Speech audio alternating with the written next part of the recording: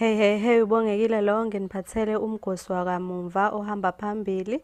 Ungakhohlwa-ke ukupressa i-subscribe button ne-notification button khona ungeke uphuthwe lutho engi-uploadayo.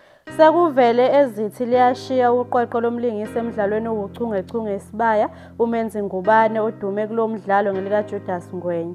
Ilanga langesonto lihabule emthonjeni yalo esondelene kakhulu nezengaphakathi kulo mdlalo ukuthi yaphela indawo elingiswa yilesi silomo kulo mdlalo.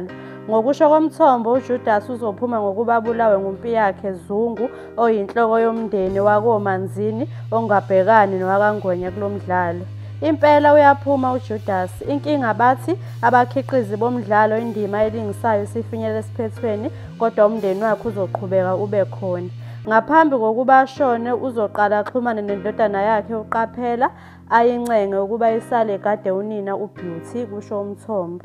Kuthiwa njengoba kuqedwe ngoJudas kunomndeni ozofika okuyiwona ozodala ukushisa okukhulu emndenini wakwaZungu.